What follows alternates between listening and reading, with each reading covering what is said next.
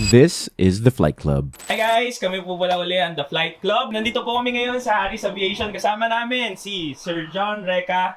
Tapos si naman, IFR, fixed siya dun sa mga holding nyo. May kasama na rin siya clipboard sa loob. Depende na lang sa needs nyo.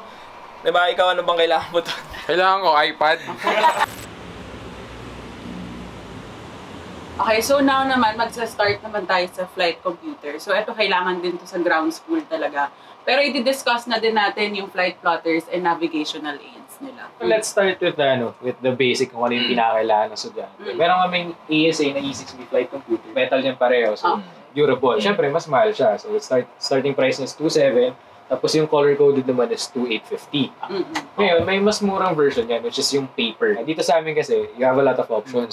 Brands, saka sa budget. So, meron tayong lagi na mas mura, which is yung 1,800 na paper flight computer. Hindi naman siya ganun katibay, but at least it works. Hindi lang sa ground school when it comes to exam. Kailangan natin. Ano ba yung nasa loob niyan? Kailangan na may compute ng flight computer. Actually, halos lahat din naman. So, sa likod nito, makikita mo yung calculation for interaction angle. So, dito naman sa harapan, density altitude, pressure altitude. So, lahat yan. So, mako-compute. Dito, meron tayong isang brand which is Jeppesen. So, medyo mas mahal lang talaga siya. Premium Premium yan. So, alam ng mga piloto yan. Pag sinabing Jeppesen, premium yan. Magkano si Jeppesen? Si Jeppesen, 3,150. And then, meron tayong gaya ng sa ASA, mas mura na plastic naman. So, 1,900 to 1,900. And doon naman sa mga matagal na lumilipad, advisable itong maliit lang. Yung micro. Kasi alam mo na eh. Then meron din tayo isang brand which is hindi masyado kilala, which is APR. So si APR Aviation, ito yung mura din to. But then this one is plastic also. So 2,250 na. So plastic to. Then next, we go to the flight plotters. Ito naman, ang nilagay namin flight plotters dito is dalawang klase, which is rotating and fixed. Ewan ko sa inyo kung paano kayo gumamit ng plotter. But I prefer yung rotating. Kasi yung rotate mo yung main angle eh. So wala kang problema. Ito kasi i-rotate mo yung buo eh. Ayun ang mahirap. May mga estudyante din kasi pumupunta dito. Mas prefer daw nila to. So kanya-kanyang preference din naman eh. Best seller, sir. Best seller sa rotating plotters natin. Si rotating plotter lang. Ito kasi si Ultimate. Ang pinagkaiba niya lang naman dalawa. Price ng 100 peso. Ito kasi resin. So mas matibay ito. Okay. Ito plastic. All plastic. So magkano to, sir? 1,500. Ito yung best seller nyo. Ito ang best seller, si 1,400. Si 1,400. Okay, so ito yung best seller, guys. Rotating plotter na siya. Next, sir, si Jeppesen naman. Ito, premium ulit. Konti lang din naman. 1,650 lang naman to. So, plastic din naman. Tapos, again, yung hindi kilala masyadong brand, but then, kilala sa US, APR. So, ito naman, color-coded lang din. Then, siya na yung 1,700, sir. Yes. Okay. So, doon sa taas, yun yung mga fixed plotters natin. Si Glime, si ASA, tapos APR din. So, sir, magkano ulit si ASA na fix? Ayan, sir, 1,300. 1,300. Si ASA din. 1,200 naman yan. 1,200 naman. Tapos ito, 1,300 din. 1,300. So, guys, bakit siya ginagamit? Essential to. For example, yung next na heading mo. Next heading, distance, para makalculate din yung fuel. So, yung consumption mo. Parang ito yung main tool mo for your navigation. Plot mo lang siya sa mapa. Rotate ka lang. Paano mo gagawin? Okay, para sa flight timer na si ASA, 3,450. Ano meron dito, sir? Ba't napakamahal na timer nito? Battery operated. Battery of course, operated. hindi naman siya yung gaya nung sa normal na timer na massive production. So, mas mura. So, ito, medyo limited production. Kaya, mas mahal. Mas mahal. Yes. Okay. Pero kung makikita mo, parang ito rin yung pinipindot natin dun sa sa SIM. Sa SIM. Medyo hawig no? Pag nagtitipid ka, may cellphone, kung may budget ka, dito ka. Flight timer, di ba? So, ito na sir lahat ng navigational aids. Ito naman, mga accessories na lang to. Tapos just yung mga fuel testers mo. Ewan ko sa ibang school, required daw ito eh. Fuel testers. Yan. Ito naman, maganda siya kasi nga, ito, fuel tester, ESA. Ako, pagka may bumibili kung nagtatanong mas matibay, I highly suggest yung Sporties. Kasi ito, bakal yung tip na ito eh. Kasi plastic yung sa ESA. Pagka sinuksok mo, tapos hindi ka masyado may Babalik ko siya. Magkano to, sir? Si fuel tester. 1,100 lang yan, sir. 1,100. Okay. Pero ang tip nito, it's plastic. Pero kung maingat ka naman, pwede ka dito. Maingat ka naman, ha? So, ito naman, 1,750. Bakit siya mas mahal? Bakal yung. Kasi yun, sabi nga ni Sir John, bakal. Okay. Ito naman, fuel tester din to. Pareho lang din siya dito, plastic din. So, mas maliit lang siya. Ito naman, testing cups ng mga ito. to. Okay. So ito, pang mga operators na din. Operators pero kung na. gusto mo, wala nang problema. Magkano to ngayon, sir? 2850. 2850 all in one. So ito naman, ito, very common to in the US. Dinala lang din namin dito. So, ito yung light stick. So, emergency.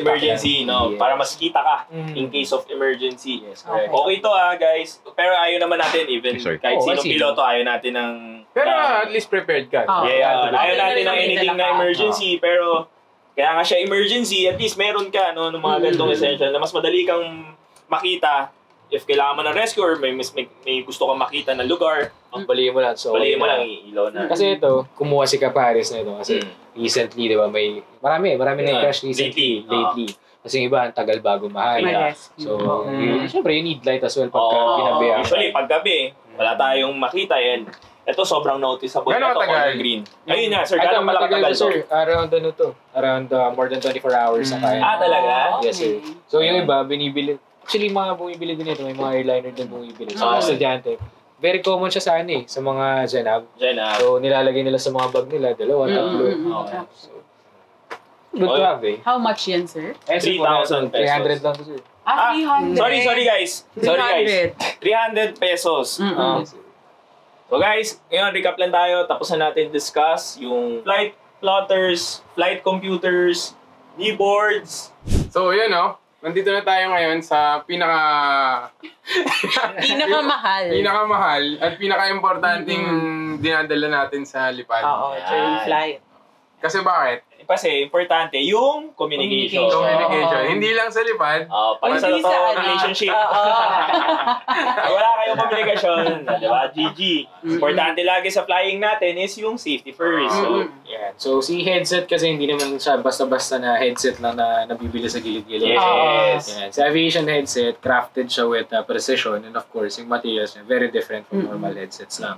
We'll start siguro dun sa pinababa. So, si ASA. Okay. So, yun. Si ASA headset, so ito ang pinakamura din. So, let's always start with the yung pasok sa budget, which is yung ASA. So, si ASA, priced siya sa amin at 13,350. Maganda kasi ito, lifetime warranty. But then, of course, lahat naman ng headset kasi may downside siya. Pros and cons, cost comparison. Ito naman kasi si ASA, compared to DC, yung clamping force ni ASA, medyo maigpit. So, let's say, sa akin, nakasalamin ako. I tried using this before sa leading edge din. Siguro mga 3 hours pa lang bakat na yan.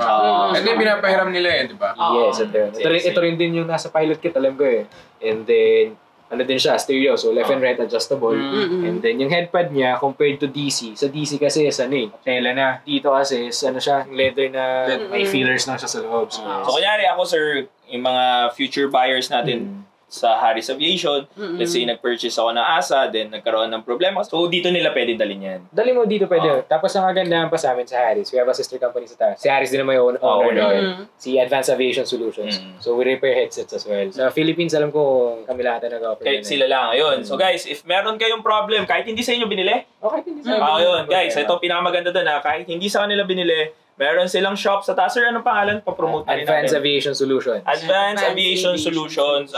Ilalagay rin namin dito sa baba para makita nyo yung info nun. Okay, dito. Ayan, dito. Try lang namin kung nag-work yung ginagawa doon sa mga vlog. Tuturo dito. Dito daw, sabi nila. Ayan, so guys, ayan, meron kayo, may problema yung headset nyo, bumili kayo or hindi, meron silang shop na pwede nating pa-repair yung mga headsets natin. Ito naman is local brand lang siya sa US, which is called Aircraft Spruce. Same lang din naman siya sa ASA when it comes to performance. The only difference is yung mic. So yung mic niya bakal. So it's really hard to move compared dito sa naka-flex boom. So ganun-ganong ka lang. Ito kasi pag finix mo siya dyan na yan.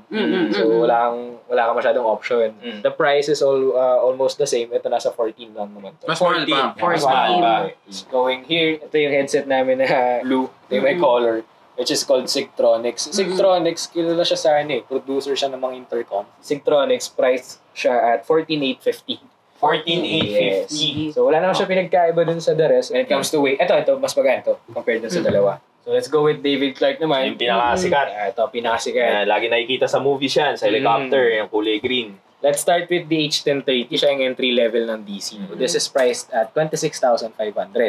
So si naman, ang pinagkakaiba lang naman ng mga headsets is yung yung cover dito. It's either bakal or plastic. Lightweight, performance, and of course yung comfortability sa clamping force.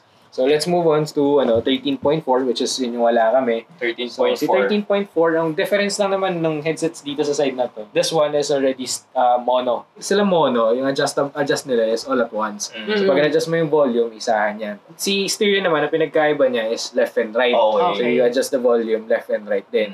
Pero sir, kunyari, starting pa lang ng student pilot. Kailangan ano masasuggest mo, mono or stereo? Ako wala kasing ganun kalaking price difference. Si 13.4, 27.5. Okay. Si 13 is mono. Yes, mono. Si stereo naman is 28.5. Magkano difference? 1,000 lang. 1,000 lang. Ito na. So 13S ka na. Okay. Kasi let's just say, mag-multi ka. So it's a good Hindi mo na kailangan magpalit. Magpalit. Meron ka na agad ng technology na stereo. Upgraded ka na agad. With just 1,000 pesos. Yes, correct. Let's move here. Ito naman yung medyo mahal-mahal na konti. High-end na. So ito, si H1020 naman to. So ito, nasa 33.5. So bakal siya, but at the same time, optimal ang performance niya. Si naman, H2010, yan, labas natin. Quality, comfort, lightweight, lahat na. Oo, magaang siya. Ito yung pinaka-suggestion ko dun sa mga students na gusto ng comfort, lightweight, saka performance. So ito, price at 34,000 pesos. 22 decibels na din siya. So wala kang problema when it comes to performance. Ito pala, next sir. Ito is yung Pro 2. Pro 2 na DC din. Yes, DC din. Bakit ito maliit, no? Ito naman kasi, preferred to ng mga tao na sa general aviation. Hindi naman ganun kaing, wala naman kailangan siya ng i-suppress na noise kasi nga nakakabi na nila pressurization na. Ito kasi, mas mahal siya kasi nga collapsible. And then, mas maliit. So yun, ang kagandahan din kasi sa amin, accredited sub-dealer din kami ng DC. May problema yung DC, pwede namin palitan. So yun yung kagandahan. So mas maganda bumili ka dun sa trusted saka yung authorized na sub-dealer kaysa dun sa hindi. Kasi at least dito, guaranteed yung replacement, yung warranty, and mismo yung item is talagang galing. And yung warranty, sir, ilan? 3 years warranty. 3 years warranty. So ito, pagtapos ng mga diniscuss nating headset, andito naman sa part na to, yung mga accessories and mga replacements natin sa mga headset. Kami dito sa Harris, of course, inaalagaan namin yung mga headsets nyo. So, if you come here, you're complaining na nasira yung mga ear seals nyo, mic muffs nyo, kompleto din kami nun with the same brand. Let's just say nasira ang ear seals mo. So, meron kami dito yung David Clark na ear seals, which is priced at 3,500 for DC-1X. Yung H10 series, 2,950 lang naman siya. And now, meron din tayo niyan sa ASA, Lightspeed, and Bose. Meron tayo sa Bose niyan. And Faro. So, kompleto tayo niyan. And of course, dun sa mga airliners, kasi sa airliners ang masabak sa sa lipad. Araw-araw talaga. So, meron kami niyan sa mga Telex nyo. So, mga air seals ng 750, Airman 7, Airman 850, kompleto kami niyan dito. And of course, yung headpad ni DC.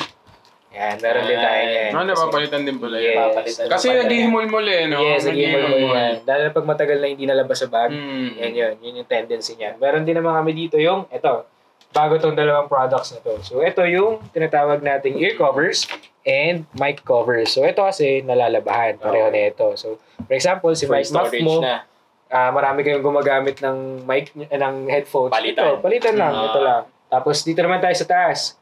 So, ito yung mga tinatawag namin adapters and audio recorders. So, itong mga audio recorders namin, dalawang brand. We have the Pilot USA and N-Flight. It's just the same function, pareho lang din ang presyo. So, for $850 lang siya. So, ito yung nagtatransmit from dual GA plugs to your digital audio recorders. So, ito na yun. Meron naman kami yung isang set na 9.7. Di mo na kailangan bumili ng GoPro audio adapter. So, ito na yun. Kompleto na siya. All-in-one na. All-in-one na. Okay. Tapos, naman tayo sa taas. Sa taas, yun yung tinatawag nating Aero Phoenix na epaulets. Yan ang pinaka-importante. Yan ang pinaka-importante. Pampabigat ng balikat. Pampabigat ng balikat yan. At saka responsibilidad. Ang question, sir, magkano? Per bar? So, per bar, actually yung per bar, nag-range lang siya ng plus 100 lang. So, you start with 1,350 sa 1 bar. 1 bar, 150. 1,550, 1,650. So, tigo 100 pesos lang. Okay. Dito, mga simulators na lang din naman. Of course, we have different kind of simulators. On this side naman, ito naman na yung mga avionics namin. So, let's just put into airband radios na lang siguro. So, sa airband radio, meron kami dalawang brands, Yaesu and Icom. Si Icom kasi naubos eh. So, si Icom, may mga different models din yan. Best seller would be the i16s, around 17,800. sa amin. So, yun. At least ito, maganda to practice your communications. Of course, it's always good to have a backup radio. Tapos dito sa sa Yaesu, meron tayong different models na apply na ito ni FTA 550L. Alam ko ito may VOR navigation. Ito na may VOR navigation. Yes. Tsaka siya, may widescreen. Widescreen. Yes. Tapos dual frequency yan. Magkano to sir si 550L Pro X? 22,550. Tapos dito sa taas, ito yung Garmin 660. Meron kaming 760 which is yun yung mga GPS na aeroplano. So, for operators, kung gusto mo sarili mo, meron ka, why not? Di ba? Pwede ka naman Kapitan mo, no? Yeah. Magkano to, sir? Sierra 660? 660 nasa 98 yan, sir. Ano to? Para lang din siyang portable din siya? Yes, portable lang din siya. Parang mini iPad na maliit na maliit. Yan. So, sa mga naghahanap ng mga GPS, lalo na Garmin brand, meron din si Harris Aviation. Yan. Pwede nyo silang message. Saan, sir? Facebook, no? Facebook. Instagram meron din. Yan.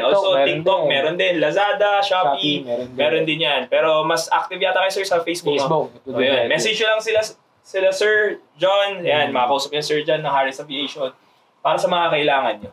Yan. Kailangan lagi itong dala, which is the pilot logbook. Malaki and marami din pages. So ito yung complete package naman tapos malaki. So yung mga na-discuss natin kanina, nilalagay dito sa mga flight bags natin. Discuss natin yung iba-ibang flight bags na meron dito sa Harris.